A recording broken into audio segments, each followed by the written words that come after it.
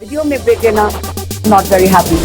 अभी डाउनलोड करें तक ऐप। और इधर दिल्ली में तबलीगी मरकज मामले की जांच करने वाले दिल्ली पुलिस के जवान लगातार संक्रमण की चपेट में आ रहे हैं। ये एक ऐसा जोखिम है जो कि दिल्ली पुलिस को भारी पड़ सकता है। दिल्ली के निजामुद्दीन में मरकज मामले की जांच करते हुए क्राइम ब्रांच के 5 पुलिस कर्मियों को भी कोरोना हो गया है।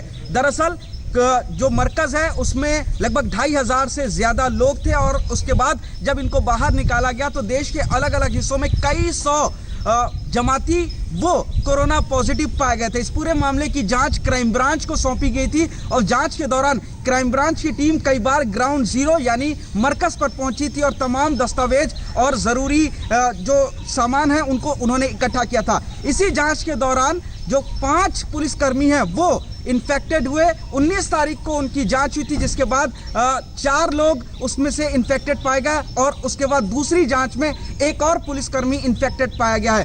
5 क्राइम ब्रांच के पुलिसकर्मी फिलहाल कोरोना पॉजिटिव पाए गए हैं और इसके बाद 24 पुलिसकर्मियों को क्वारंटाइन किया गया है। यानी कि अब जो क्राइम ब्रांच की टीम पूरे मामले की मरकज की जांच कर रही थी, ऐसे में जब उसके 5 पुलिसकर्मियों को कोरोना हुआ है तो कहीं ना कहीं अब वो लोग मरकज जाने में भी डर रहे हैं और इसका पूरा इफेक्ट अब क्राइम ब्रांच की इस मरकज की जांच पर पड़ेगा। फिलहाल क्राइम ब्रांच लगातार मौलाना साद से भी संपर्क साधने की कोशिश कर रही है, उससे पूछताछ की तैयारी कर रही है। कैमरामैन अनिल जायसवाल और अरविंद ओझा के साथ पुनीत शर्मा, दिल्ली आज तक। दिल्ली कोरोना संक्रमण से उबर नहीं पा रहा है। दिल्ली के कापसहेड़ा की एक इमारत में 41 लोगों में कोरोना संक्रमण की पुष्टि के बाद हड़कंप मच गया। आज उसी इमारत के कुछ लोगों की जांच रिपोर्ट आनी है। डर है कि कोरोना केस और बढ़ सकते हैं। राजधानी दिल्ली में कोरोना के मरीजों का आंकड़ा 4000 के पार पहुंच गया है।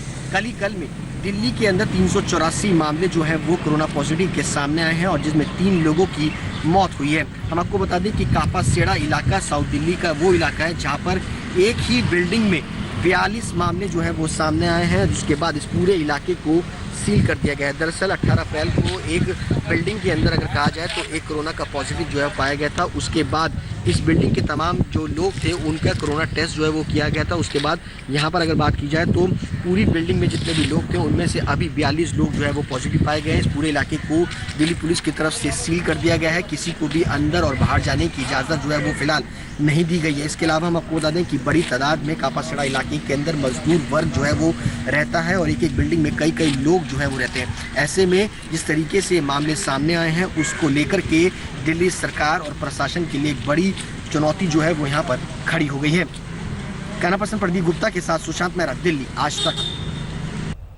और कापसहेड़ा में जो लोग कोरोना संक्रमित पाए गए हैं उनकी जांच रिपोर्ट आने में 10 से 11 दिन लग गए। इसलिए अब दिल्ली सरकार ने निजी लैब में जांच कराने का फैसला किया है। दिल्ली के स्वास्थ्य मंत्री सत्येंद्र जैन ने इस बारे में पूरी डिटेल दी।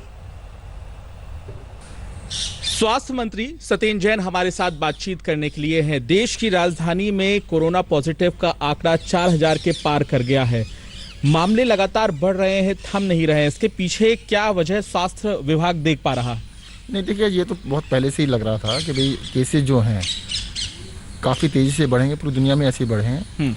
इसमें इम्पॉर्टेंट क्या है कि आपका रेट ऑफ ग्रोथ क्या है।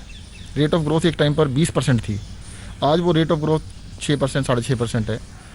डबलिंग रेट जिसे कहते हैं कि भाई केस कितने दिनों में डबल हुए। दिल्ली में जो आज 4000 आंकड़ा हुआ है, 2000 का आंकड़ा 20 अप्रैल को था, तो यानी डबल होने में लगभग 12 साढ़े 12 दिन लगे हैं। तो डबलिंग रेट एक टाइम पर तो 3-4 दिन था, तो डबलिंग रेट अब देश का एवरेज 11 है, दिल्ली का भी 12 आ रहा है।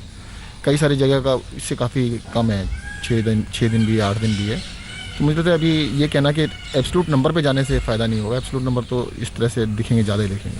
लेकिन यहाँ पर सवाल ये उठ रहा है कि जो टेस्ट किए जा रहे हैं उसमें काफ़ी धीमी गति अपनाई जा रही है। सैंपल लिए जा रहे हैं, कितने सैंपल अभी तक ले लिए गए हैं? और जिन लैब्स में आप ये सैंपल भेज रहे हैं वहाँ से रिपोर्ट आने में इतना लंबा वक्त क्यों लग रहा है? क्योंकि अगर इतना लंबा वक्त लगेगा तो जिसको कोरोना हुआ है वो और लोगों को भी फैला सकता है।